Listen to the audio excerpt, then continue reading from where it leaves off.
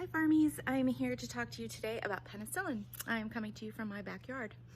Penicillin is the OG of antibiotics. It was discovered in 1928 by Alexander Fleming, and it took several years for us to develop the ability to mass produce it so it could be useful, but it was useful during World War II. Many lives were saved because of the use of penicillin during World War II. Over the years, many strains of bacteria are becoming immune to penicillin. So you get bacteria like MRSA, methicillin-resistant Staphylococcus aureus. So we have to be really careful when we're using antibiotics that we take the entire course of the antibiotic. Otherwise, bacteria can become resistant. So let me tell you how penicillin works.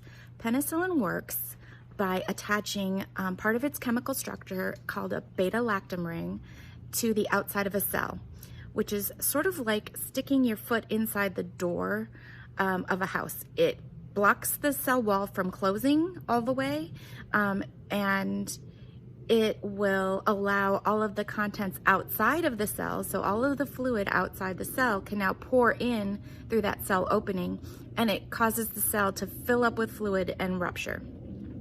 That's called lysis when it's happening inside a cell. So that's how penicillins work. They cause the cell to rupture, so they're bactericidal. And patients experience allergies. There's argument as to how many patients have an allergy to penicillin, or whether it's true allergy or if it's just a side effect. But if a patient tells you they have a reaction to penicillin, like hives, rashes, other skin problems, little purple spots all over their skin, patients can have nausea and diarrhea. Those would be expected.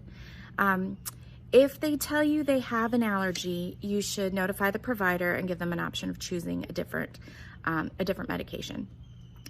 There is a drug that we're going to talk about tomorrow called cephalosporins, which have a cross sensitivity with penicillins. So if a patient is taking any kind of a cephalosporin, those usually start with the word ceph, we would want to let the provider know that they've had a reaction to that, because we wouldn't want to give them a penicillin if they've had a reaction to a cephalosporin. So things we need to worry about: we need to report patient allergies. We need to be monitoring for any kind of symptoms of allergy. One of the other things that's in question with antibiotics is birth control, the effect of antibiotics on birth control. Over the last few years, it's been the effect of antibiotics on birth control has been minimized in terms of the studies have shown that the effect is minimal. However, we do still advise our patients to use a backup form of birth control, because antibiotics can affect hormone levels in the birth control. So it's good to tell your patients just to use an alternative method. Don't tell them that their birth control isn't going to work, but you would just want to use a backup method. Another thing, if you have an allergy to a medication, or you have any other kind of medical condition that healthcare providers should be aware of, in the event that you're unconscious after a car accident, something like that, we would suggest that patients use a medical alert bracelet. So let me see, what else can I tell you about penicillin? It's just kind of, Ms. Grable likes to say it's the OG. It's like the original gangster of antibiotics. So that's why we started with penicillin G. And those are the things to think about when you are giving your patient penicillin. Have a great day. Bye.